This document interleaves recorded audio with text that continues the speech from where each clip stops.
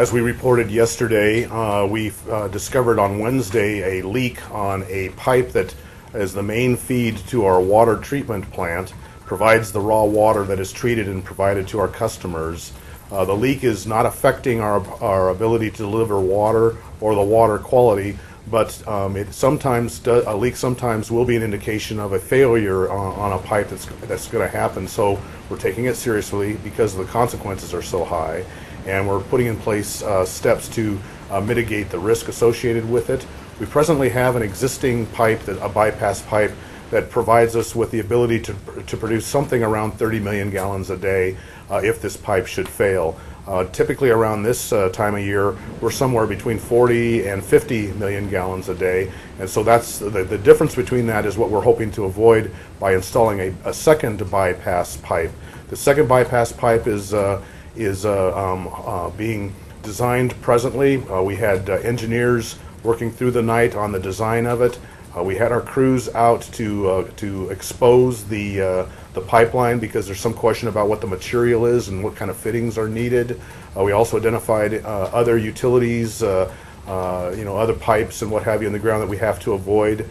We shot some elevations with land surveying to get as part of the design effort, and we're finishing up the design right now. We've also identified a couple of contractors that may be able to do the work for us, and we're working with them right now to find out what kind of equipment, materials, and fittings that they have. We're also looking to see if we can talk to others, not only in Kansas but out of the state, to get the necessary fittings to put this bypass in place. Our target continues to be having a bypass in place this weekend, but depending on what the availability of those parts are, it could push it into sometime next week. We're looking at a contingency if we should have a failure before we get the bypass in place. Worst case, we have to go with a reduced amount of flow into the system. We'd be contacting our citizens and asking them to help us out by reducing the amount of use that they have, particularly during the morning and the evening peak demand periods. But at this point, that remains a remote possibility. The greater probability is that we'll get this bypass in line, and then there won't be a concern as far as water quality and quantity, even if the pipe should break, and it gives us the time to go ahead and plan and make the ultimate repair of that pipe. So, just so I understand, there hasn't been a failure of the existing pipe. There's still water being flowing through there. The existence of the bypass is basically to supplement or to put in place in case of an eventual failure. That's a good characterization of it. The pipe has not failed. It's leaking. It's leaking out because it's a pipe under pressure, so there's no concern about contamination. But sometimes when you have a leak, it's an early indication that a pipe is going to fail. It's a remote chance, but the consequence is so high, we're taking it seriously, and we're taking these steps to put in this bypass. And once we get the bypass in, then the effect on our customers, they won't even see it if that pipe should fail. Alan, if and when you decide to remove that section of pipe, how much are we talking about here that's where this leak is? As far as how much pipe? Yeah. We don't really know at this point. Once we get the bypass in place, then we'll go ahead and excavate down where the leak is.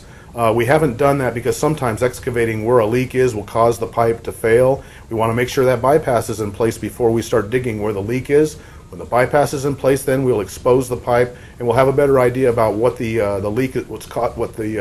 leak is resulting from and what repairs are necessary. It could be a section of pipe, perhaps 6-10 feet long. It could be a localized repair. It could be where one kind of a pipe or joint meets another pipe or joint, and a repair to that joint.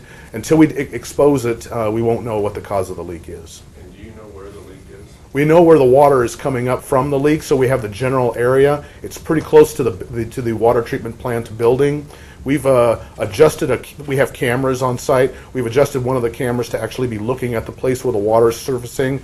And so we have operators at the treatment plant round the clock, and they're monitoring that leak round the clock. And every hour an operator goes out and actually physically looks at the leak. So we're monitoring the leak to see if there's any changes. So far there haven't been any changes. How did you guys find the leak, or how did you even discover this? We regularly do a eyes-on inspection of the entire facility. And on Wednesday, when we did that, we found this leak. So a routine inspection, Yes, ma'am. and it was just coming up out of the ground? Yes, about 2 gallons per minute. It's not a big amount of water. It's visible but not obvious. But that kind of water coming right over where our feed pipeline is was enough reason for us to take the steps that we've been taking.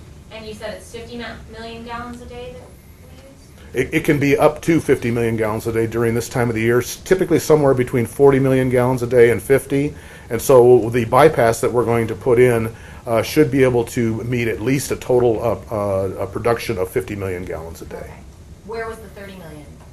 The- The bypass can do that right now? That's there's another existing bypass that goes into another part of the treatment plant. We would activate that. Part of the treatment plant is deactivated during the winter because we just don't have those kinds of demands. Our demands go up over 100 million gallons a day during the summer because of irrigation.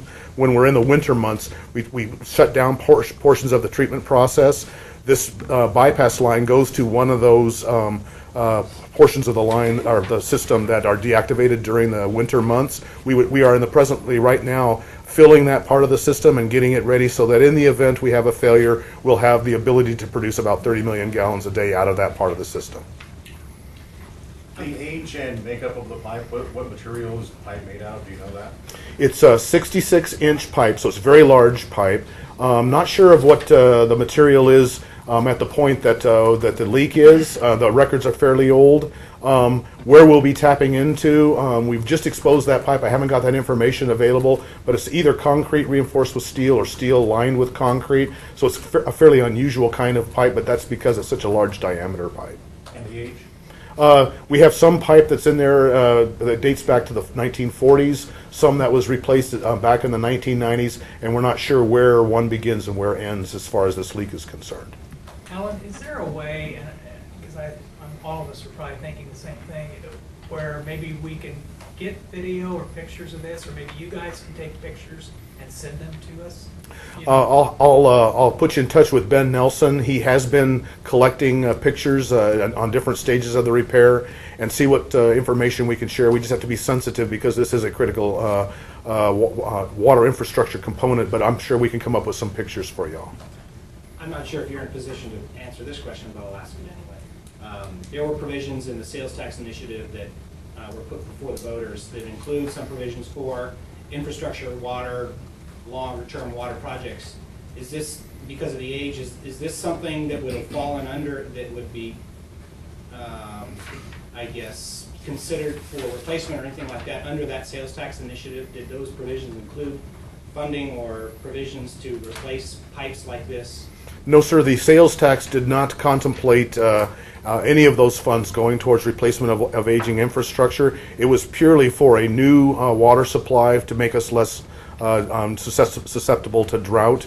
The rate increases that just went into effect at the beginning of the year, they cover an amount of money, somewhere around $4.5 million to $5 million of money that goes into the system every year to replace aging infrastructure. That's how these will be paid for. So this repair will be paid for the money that results from the rates that we presently have in place. This bypass, once you have all the parts, what do you anticipate how long it'll take to do what you need to do to Well, you mean after the bypass is in place, and you're talking about the... To get the bypass, once you have the parts and you start digging or whatever you've done already, do you anticipate how long that, are we talking hours, days? You know, we're thinking somewhere around 1 to 2 days. We'll be doing this around the clock, 24 hours. We're thinking about maybe 1 or 2 days, but that's not the long lead here. It's the procurement of the parts. That's what's holding us up. We would like to be starting right now. We've done all the preparation, doing the design. Now we're reaching out and trying to find the necessary parts that we need. We're talking to other water agencies. We're talking to manufacturers. We're reaching outside the state. We're throwing our net wide to make sure that we get the parts that we need as soon as we can. Can you clarify again, if citizens right now, if unless there's something catastrophic that happens, people don't need to really change their way of doing things over the weekend, or would you recommend them trying to hold back a little bit to help the situation at this point? No, thank you. That's a very excellent question. No, but the steps we've been talking about as far as reaching out to the public and asking them to reduce usage, that is only in the unlikely event that we get a failure before we have the bypass in place. The probability of that's fairly low. The consequences are fairly high. So what we're telling folks now is just do exactly what you normally do. The flows that we experience during the winter are not outside of the range that's going to cause us any problems, and reducing really isn't going to change the situation. So we're really just bringing this message to folks so that it's kind of a heads up in case the unlikely event we do have that failure before the bypass is in place.